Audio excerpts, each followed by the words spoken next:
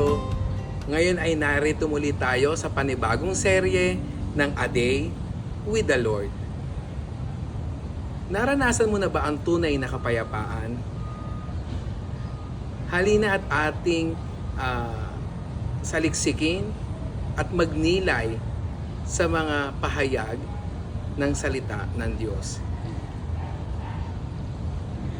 Kung nalalaman mo ito araw-araw, kung ano ang makapagdudulot sa iyo ng kapayapaan, ito ang panaghoy ni Jesus sa ating ngayon, ayon sa kanyang mga salita. Subalit, ito ay nananatili hanggang sa ating panahon. Panahon noon hanggang sa panahon natin ngayon.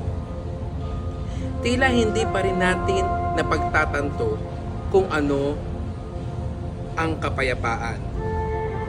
Marami tayong ipinatutupad na batas upang ito ay makamit. Ngunit, nariyan pa rin ang karahasan. Kung tutuusin, hindi naman ito nakapagtataka. Dahil ang tunay na kapayapaan ay nagsisimula hindi sa mga panlabas na kautusan, kundi sa ating kalooban. Lahat tayo ay hangad natin sa buhay ang makamtan ang kapayapaan.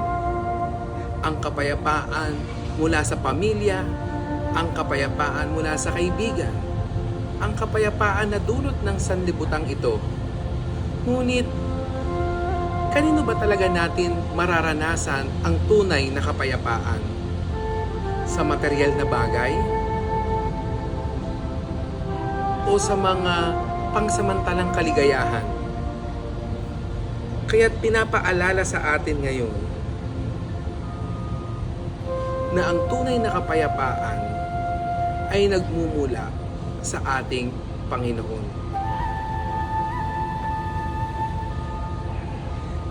Simulan nating payapain ang ating kalooban nang sa gayon, ito ang maging pundasyon ng kapayapaan ng ating buhay sa mundong ito. Halina't ating pagnilayan ang mga inspirasyon at mga salitang ito ng Panginoon. Muli, maraming salamat sa inyo mga kaginto sa patuloy ninyong pagsuporta at pagsubaybay sa ating serye na A Day with the Lord. Maraming salamat mga kaginto. Paalam!